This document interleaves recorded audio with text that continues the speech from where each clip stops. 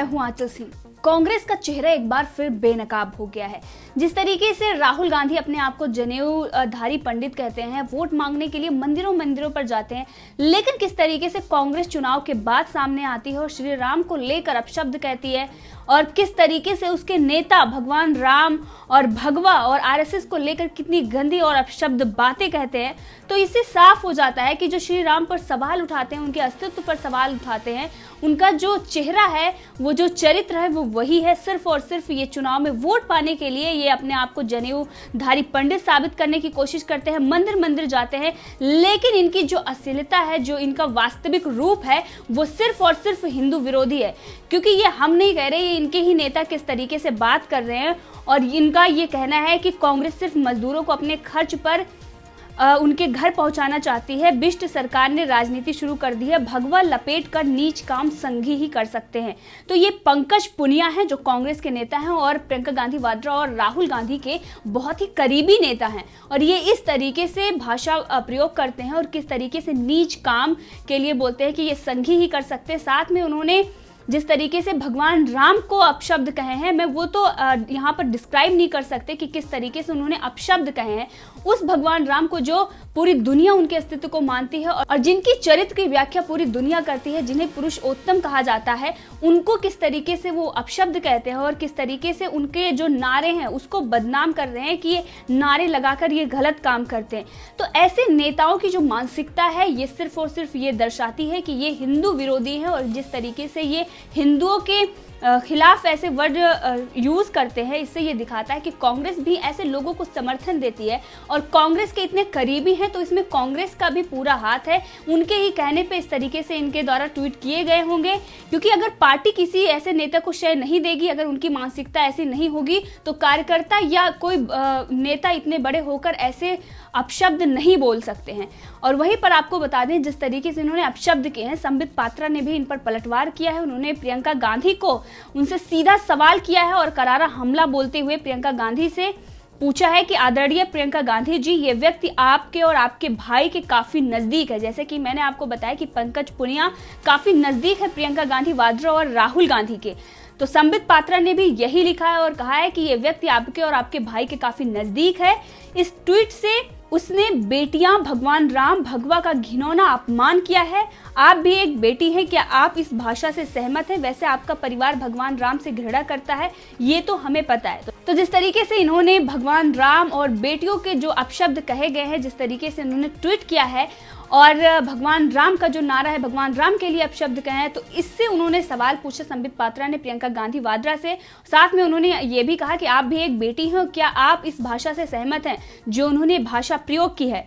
और उन्होंने ये भी कहा कि वैसे आपका परिवार भगवान राम से घृणा करता है, ये तो सबको पता है, क्योंकि इससे पहले इन्होंने कांग्रेस ने ये स्वीकार करने से मना कर दिया था। उन्होंने कहा था कि भगवान राम का कोई अस्तित्व नहीं है जब राम मंदिर मामला आया था, और किस तरीके से उन्होंने उसमें ये कहा था कि भगवान जो है वो काल्पनिक हैं। साथ में ये राम सेतु से भी मना करते हैं कि राम सेतु भी नहीं है, उससे भी ये मना कर देते हैं कि ये भी नहीं है। बहुत सारी ऐसी चीज़ें, भगवा आतंकवाद से लेकर ये कहते हैं मेरा किसी हिंदुत्व या हिंदू से कोई लेना देना नहीं है। ये अपने आप को जब चुनाव आता है तो जनेऊधारी पंडित कहते हैं, मंदिर मंदिर घूमते हैं। तो ये दिखाता है कि किस तरीके से इनका दोहरा चरित्र है और किस तरीके से इनकी घटिया राजनीति है। सिर्फ और सिर्फ जनता को ये मूर्ख बनाना चाहते हैं। इनको लगता है 70 सालों तक जैसे कि मैंने मूर्ख बनाया, आज भी ये चलेगा। लेकिन अब सोशल मीडिया का जमाना है, सबको पता है कि कैसे कैसे चीजें आ रही हैं और सबको ये चीजें दिखाई दे रही है कि कांग्रेस का जो चरित्र है, पहले लोगों को नहीं पता रहा होगा, वो बात अलग थी, लेकिन अब जो इनका चरित्र है, जिस तरीके से ये बातें करते हैं, जो इनके खाने के दांत कुछ और होते हैं और दिखाने के दांत कुछ और होते हैं, वो जनता को साफ तौर पर दिखाई दे रहे हैं। तो इनके खिलाफ अब एफआईआर भी दर्ज हो गई है। और आपको बता दें कि उत्तर प्रदेश सरकार ने बड़ा शिकंजा पंकज पुनिया के खिलाफ कसा है। तो जिस तरीके से इन्होंने एक हिंदू धर्म, जो लगातार ये हिंदू विरोधी बात करते आ रहे हैं, उनका अपमान करते हैं, लगातार ये भगवा और हिंदुओं से इतनी नफरत होती है, इतनी बौखलाहट होती है कि इनकी साफ देख सकते हैं। प्रियंका गांधी वाड्रा एक बड़ा बस घोटाला करती हैं और उसके बाद जब वो सामने आता है तो इनकी चिढ़ कितनी होती है योगी सरकार से कि उसमें ये हिंदू श्री राम तक और हर किसी के बारे में ये अपशब्द कहते हैं। हिंदू से लेकर श्री राम और भगवा संघ सबको ये गाली देते हैं, लेकिन ये भूल जाते हैं कि चुनाव आने वाले हैं और फिर से ये जनेऊधारी पंडित बनकर घूमेंगे और मंदिर मंदिर घूमेंगे, लेकिन जनता को ये चीजें याद रहेंगी जो ये आज कर रहे हैं। वैसे आपको हमने बताया कि यूपी सरकार ने इन पर शिकंजा कस लिया है।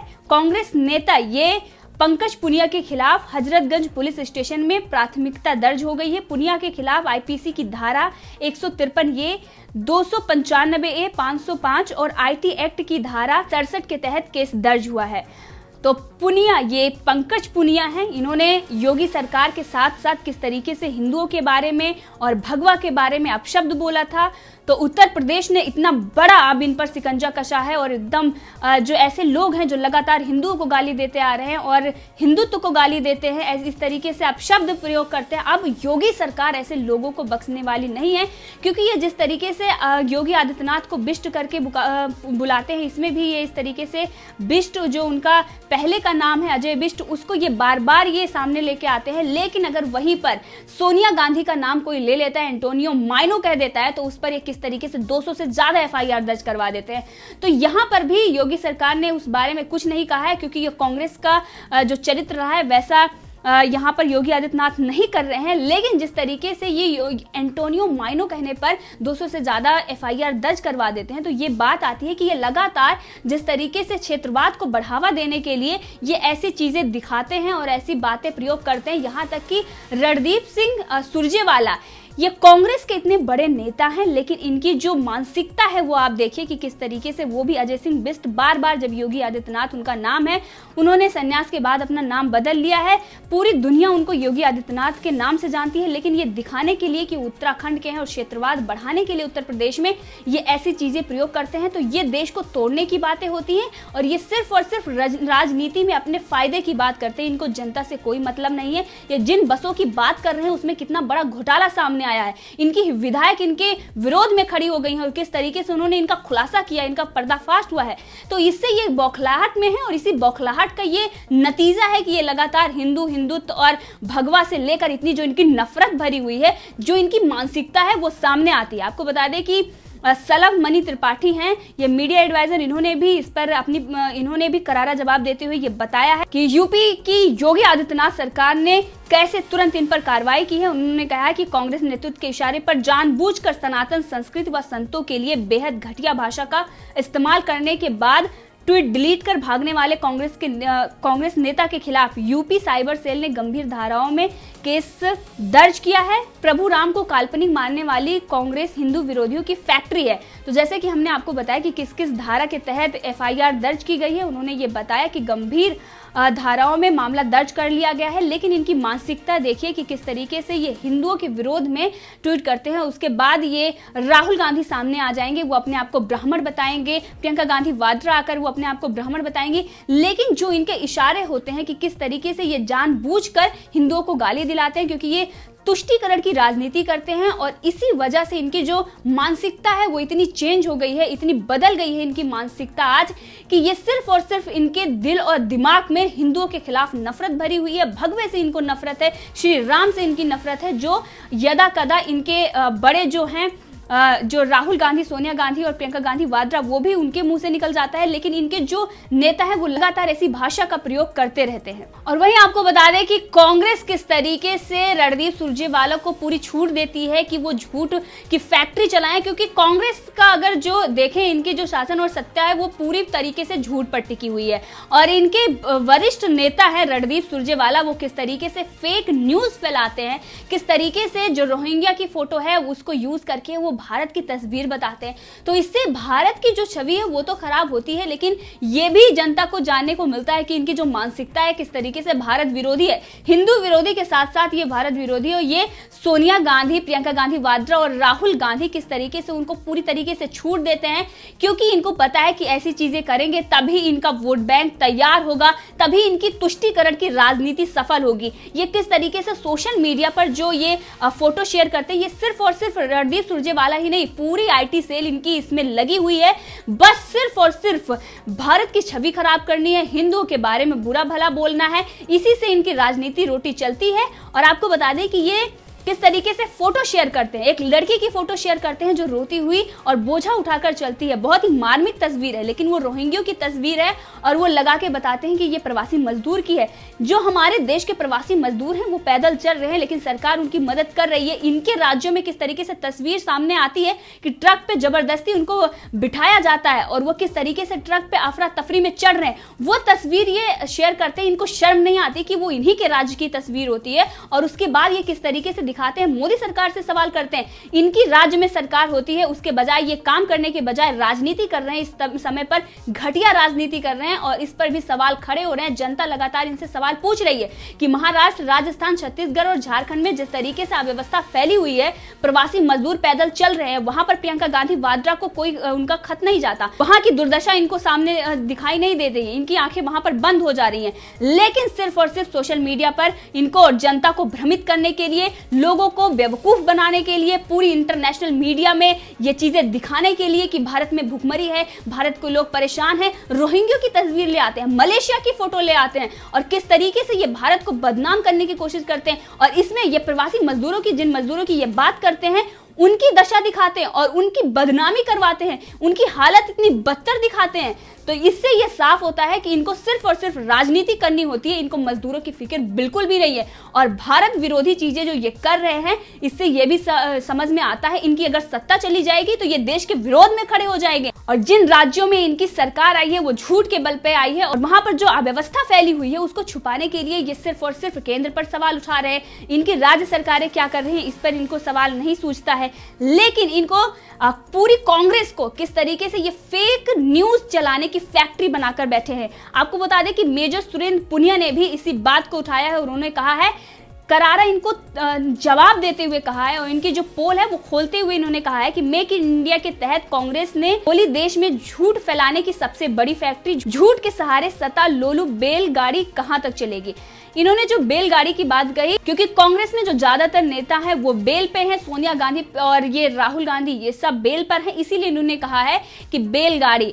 तो जिस तरीके से ये फर्जी न्यूज फैला रहे हैं, क्योंकि इससे पहले इन पर कार्रवाई कई बार की जा चुकी है, लेकिन ये अपने जो इनकी हरकतें उससे बाज नहीं आ रहे। रणदीप सुरजेवाला लगातार ऐसी फोटो सोशल मीडिया पर डाल रहे हैं, लेकिन जनता इसका विरोध करती आ रही है। नीचे आप कमेंट सेक्शन में देख सकते हैं किस तरीके से लोग इसका विरोध करते हैं कि आप झूठ बोल रहे हैं, भारत की छवि खराब करने की कोशिश कर रहे हैं। लेकिन इन्होंने आंख बंद करके सिर्फ और सिर्फ ये ठान लिया है कि अब मुझे देश विरोधी चीजें करनी है, लोगों की बदनामी करानी है, जो प्रवासी मजदूर हैं हमारे देश के उनकी बदनामी करवानी है और सरकार के विरोध में ये देश के विरोध में खड़े हो गए हैं। तो इसमें सबसे बड़ा हाथ है वो कांग्रेस का है, क्योंकि कांग्रेस के ही इशारे पर ये सारा खेल चलता है, क्योंकि इनके जो बड़े नेता हैं वो कांग्रेस के ही इशारे पर ऐसी चीजें करते हैं। कांग्रेस भी इसमें बड़ा, इसके आईटी सेल किस तरीके से फोटो पोस्ट करती है, कितने सारे। इससे पहले इन्होंने एक फोटो पोस्ट की, प्रवासी मजदूरों पर ऊपर से पुष्प वर्षा हो रही है, वो भी फेक न्यूज निकली। कितनी ऐसी फोटो है जो सारी ये होती है कि ये भारत की नहीं है, रोहिंग्या की है, मलेशिया की है लगातार। और सीरियस यहाँ तक कि कहीं भी अगर कोई मार्मिक तस्वीर दिखती है तो वो लगाकर और बोल देते हैं कि प्रवासी मजदूरों की ये दुर्दशा है। अगर दुर्दशा है तो आप जाइए ना, आप अगर 1000 बसों की बात करते हैं उसमें सबसे बड़ा घोटाला कर लेते हैं। प्रवासी मजदूरों की इतनी ही आपको चिंता है तो आपके जो राज्य हैं जहाँ की दुर्दशा आप देख नहीं सकते, महाराष्ट्र में क्या हुआ सबको पता है, राजस्थान में जो हो रहा है, प्रवासी मजदूरों को ट्रक में भर भर के इस तपती धूप में आना पड़ रहा है और ये राजनीति कर रहे हैं। ये सिर्फ और सिर्फ केंद्र पर सवाल खड़े कर रहे हैं, अपने घर में एसी में बैठकर सिर्फ और सिर्फ सवाल किए जा रहे हैं। अगर आपको इतनी फिक्र है तो आप जाइए उन लोगों की मदद कीजिए, क्योंकि ये संकट की घड़ी है। इस समय पर ऐसी ओछी राजनीति करके और इस तरीके से भारत की छवि खराब करके आपको कुछ नहीं मिलने वाला। वहीं पर ये किस तरीके से जो हमारे देश के सम्मानित लोग हैं उन पर सवाल खड़े करते हैं। कांग्रेस नेता गौरव पाधी हैं, जो लोक गायिका है हमारी मालिनी अवस्थी, उन पर किस तरीके से अपमानजनक टिप्पणी करते हैं और कहते हैं कि यूपी के additional chief secretary Awanish Awasthi गरीब प्रवासी मजदूरों के साथ बीजेपी के शाखा बॉय जैसा सलूक कर रहे हैं, सिर्फ इसलिए क्योंकि उनकी पत्नी मालिनी अवस्थी पूरी यूपी सरकार के लिए सैकड़ों शो करती हैं और बीजेपी सरकार से करोड़ों की कमाई करती है। तो इस पर आपको बता दें कि मालिनी अवस्थी ने तुरंत इनको करारा जवाब देते हुए कहा कि अगर आपके पास कोई ऐसा सबूत है तो पेश करिए, वरना आप पर तुरंत कार्रवाई की जाएगी। लेकिन इनकी जो मानसिकता है किस तरीके से सामने आती है कि अगर इनकी सत्ता चली जाती है, इनका बड़ा घोटाला सामने आ जाता है, तो इनकी जो बौखलाहट है वो किस तरीके से, जो सम्मानित देश है, हमारे सम्मानित लोग हैं हमारे देश के, उन पर ये सवाल खड़े कर देते हैं। और किस तरीके से इनकी जो ये 2G घोटाला, कितने बड़े घोटाले ये करके बैठे हुए हैं, उन पर ये बात नहीं करते। जो हमारे देश के सम्मानित लोग हैं, जो अपनी ईमानदारिता के लिए जाने जाते हैं, जिस अवनीश अवस्थी की ये बात कर रहे हैं उत्तर प्रदेश में, उनकी कितनी रिस्पेक्ट होती है, लोग उनकी ईमानदारी की बात करते हैं, लेकिन उन पर ये किस तरीके से बिना किसी सबूत के और किस तरीके से इल्जाम लगाते हैं, आरोप लगाते हैं। तो ऐसी इनकी मानसिकता है कि सत्ता है नहीं, इनके पास कोई काम बचा नहीं है, सिर्फ और सिर्फ ये दूसरों को बोलते हैं जुमलेबाजी, इनके जुमलेबाजी के अलावा कुछ बचा नहीं है। जमीनी स्तर पर इनका काम दिखता नहीं, ये सिर्फ और सिर्फ ट्विटर पर, सोशल मीडिया पर अपने काम दिखाते हैं, और वो काम जमीनी स्तर पर जब दिखता है तो बड़ा घोटाला सामने आ जाता है। जैसे कि हमने देखा 17 मई को ये ट्विटर पर आके प्रियंका गांधी वाड्रा बड़ी अनाउंसमेंट करती हैं कि योगी सरकार हमारे बसों को अनुमति नहीं दे रही है। उसके बाद 19 तारीख तक इनकी कोई बस नहीं आती है तो उसमें बड़ा घोटाला सामने आता है। इनके ही विधायक उस घोटाले का पर्दाफाश करते हैं। सब कुछ देखते हुए कांग्रेस किस तरीके से काम कर रही है और किस तरीके से सिर्फ और सिर्फ फेक न्यूज फैला रही है, प्रोपेगेंडा चला रही है, सिर्फ और सिर्फ इसलिए क्योंकि इसकी सत्ता नहीं, और सत्ता वापस आने के लिए सारे हथकंडे अपना रही है। राहुल गांधी जो एक मिसाइल है जो कभी लॉन्च नहीं हो सकती, उसको लॉन्च करने के लिए ये दिन रात जुटे हुए हैं। जय हिंद, जय भारत।